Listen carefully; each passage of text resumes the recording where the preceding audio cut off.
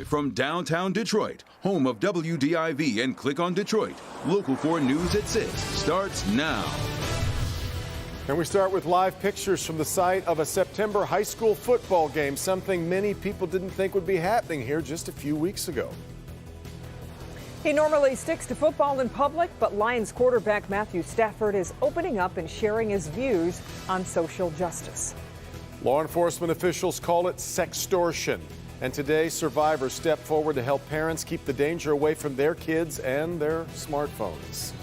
But we begin with this online edition of Local 4 News at 6 with a frost advisory. What's that about? We're still in summer. Brandon Rue in for Ben tonight to tell us what we have coming in as we head to the weekend. Brandon. Hard to believe, right? I've got the bright sun shining on me. It feels great out here, but as soon as that sun goes down, the numbers are going to start to dip pretty quickly. So our first of the season, frost advisory. We'll have more on that coming up. Want to show you a live look from Windsor across the river to downtown. Couple of degrees north and south of 60 degrees. It's 60 at Metro, 61 in Adrian, 59 Ann Arbor, 57 Pontiac. Still a little bit of a breeze out here. Not calling it a wind chill, but it certainly does make it feel a little bit cooler. Sunsets at 7:37. If you're heading out to high school football, temps dropping through the 50s. So certainly at least light jacket weather. The winds will be calming down. Our frost advisory, again, once that sun goes down, if you're heading out the door right now, you can find more information about the frost advisory on our Local Forecasters app, your greatest weapon and tool for any kind of weather. It is free in your app store under WDIV. And Kimberly Devin will have more on the frost advisory coming right up in a few minutes. Well, that is certainly what we'd call football weather. And tonight, high school football is back, albeit, of course, like everything else, under very different circumstances. Jamie Edmonds live at Oak Park High, where they're taking on West Bloomfield. Jamie, we know there are rules limiting the number of fans. What's the atmosphere like out there? Well, Kimberly, the atmosphere is strange, to say the least. The MHSAA allows for 100 fans or 2 per player, but here at Oak Park, they're not allowing any fans at all. So the only people here are the 2 teams, the coaches, the cheerleaders, and the media. And security was very tight. You had to have your name on a list to even pull into the parking lot. I watched some players change into their pads outside. No one went into the school, and some of them came dressed and went right out to warm-ups. It's the national anthem, so it might be a little loud behind me. But so anyway, they go right out to warm-ups. They're trying to social distance. The benches are not between the 25-yard lines. They're between the 10-yard lines to try and keep people apart. The kids have to wear masks the entire time while they're playing and while they're on the sidelines. The officials have to wear masks to and from the field. Now, this is a shortened season. They're going to play 6 games. That 7th week is the start of playoffs where everyone gets in, and then it's a longer extended playoffs to allow for that. They'll end at the end of Thanksgiving. Now, this is Oak Park and West Bloomfield. I talked to the West Bloomfield team in the summer, and they said, we'll do whatever we have to so we can play football. So we are here. You hear the anthem. This game is about to start.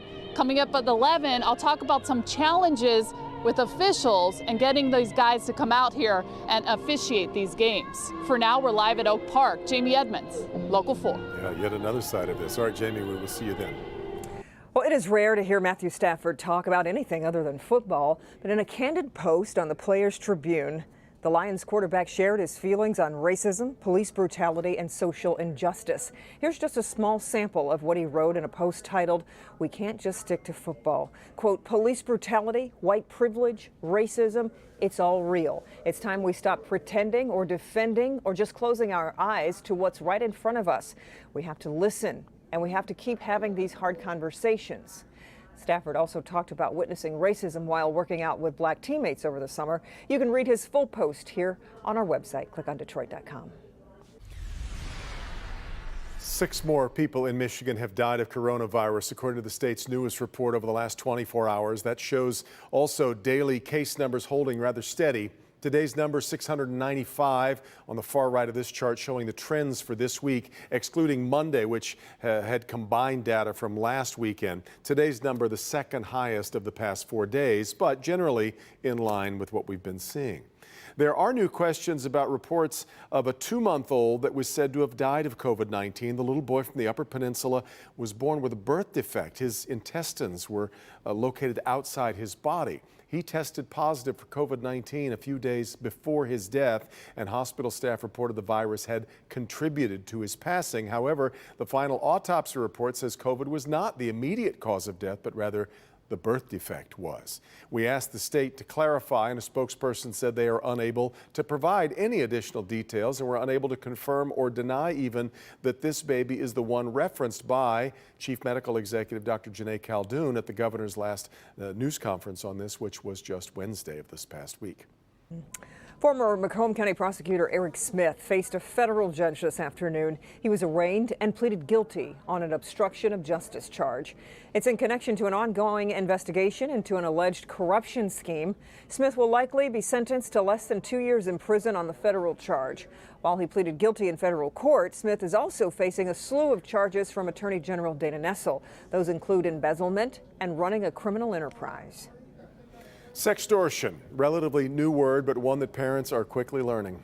Too many children are being convinced to send sexually explicit images and videos of themselves to people who then use them as leverage. Our Priya Man shows us today survivors stepped forward in an effort to arm parents with information. Since the pandemic started, we're all spending more time on our computers and smartphones. The problem is predators are as well, and now officials are sounding the alarm and want parents to be more vigilant. The main thing is that if in your gut you feel like something's not right, leave. Because I made that mistake and I didn't leave.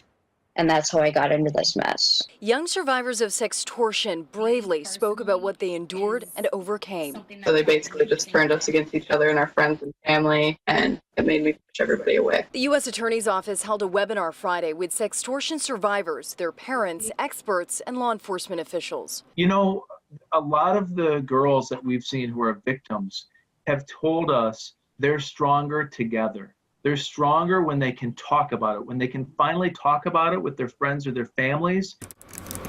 Sextortion is a type of online child exploitation. Victims are coerced into giving sexually explicit images or videos, often along with the threat being made against them or their families. Do you think we don't know?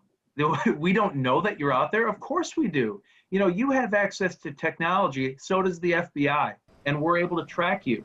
And so we are on these cases. Experts are reminding parents to limit their kids' screen time and watch for signs. If your child starts acting withdrawn or loses interest in their favorite hobbies, talk to them.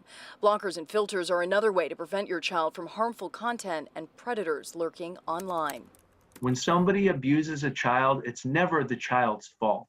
It's the predator's fault. We always have to make sure that's always perfectly known. In Detroit, I'm Priya Man, Local 4. All right, Priya.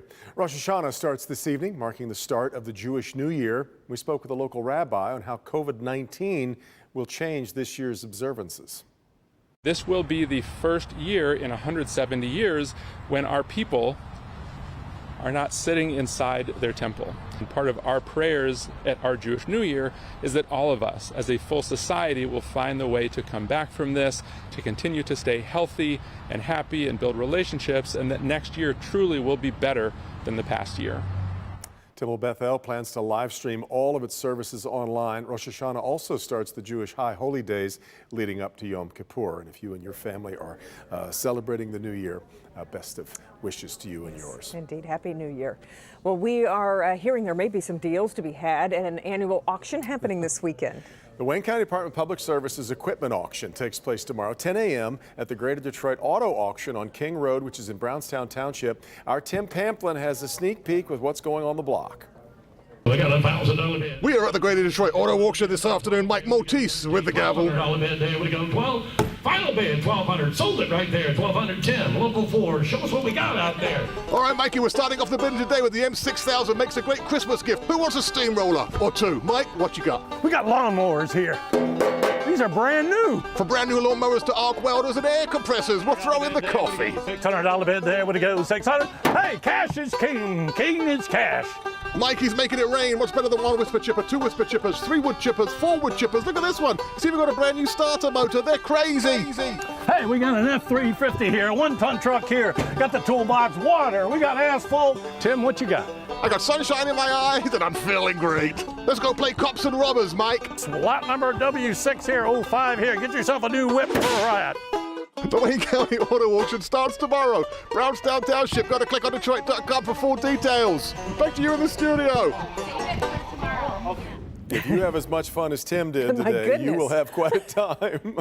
Well, if you've somehow managed to hold out on activating the heat in your house, we'll see if you give in tonight, right? Yeah, because we have a frost advisory on tap. Brandon's in for Ben with a forecast. Hi, Brandon. Hi, guys. Normally I say open up the windows and air out the joint, but yeah, not tonight probably. Yeah, keep them closed and maybe an extra blanket on the bed before you turn the heat on. It is a cool evening and an even colder night. We'll start with the frost advisory, and the map shows everybody in the blue is in the frost advisory. So we're all in it, southern Ontario as well, until 9 a.m. tomorrow morning. So what does it mean exactly? This is the time of year when a lot of people try to replace plants and shrubs and plant new things. So if you have any concerns, we will see many of our suburbs in the lower and middle 30s for several hours overnight, and you can bring things into the garage or try to cover them up as just a saving grace for those tender and sensitive plants. 60 degrees here in the Motor City right now, and you can see the cool pool of air all over the Great Lakes region. So we're not alone in this one, but it is not going anywhere very fast. It probably won't be as chilly tomorrow night and into Sunday night as well, but very similar. This evening, temps will be falling through the 50s, light jacket weather if you're heading out. The winds will be calming down. Sun sets at 7:37. Hey, those western wildfires are getting some help from rain across Oregon, Washington, Idaho, the Mountain West, and that is such great news. Hopefully, we will start hearing about the ending of those wildfires as a result of the weather. High pressure, though, in place here. Big Blue H, our hero. Beautiful skies as we head through the weekend. We're looking at bright sun tomorrow. Temperatures are going to be very similar to today, but less windy, and that will have a nice feel to it. Very, very fall-like feel. The computer model, as we look ahead into the weekend, really a whole lot of nothing going on here. There's several more tropical storms, including Hurricane Teddy, a Category 3 out over the central Pacific through the weekend. It's a blocking pattern for us, so it's not an impact on land, but it locks every weather system across the country in place. So we're in the 60s tomorrow, we're in the 60s again on Sunday, Monday 70, and then we start to warm up just in time for the start of fall. The autumnal equinox, 9:30 on Tuesday morning. Looks good and dry all the way through Tuesday, Wednesday, flirting with 80 degrees. Oh, boy, you're going the wrong way. How do they know which way we're going? It works for me, and I know it works for Kim. That's We're right. fine with the warmer stuff. All right, Brandon. All right, see you, Brandon. Well, we thank you for joining us for the news at 6 here on ClickOnDetroit.com. Now, U.S. Open golf continues on the broadcast side on Local 4 until 7. Then that will be followed by Wheel of Fortune and Jeopardy. And we hope we'll see you back on the TV side tonight for Local 4 News at 11.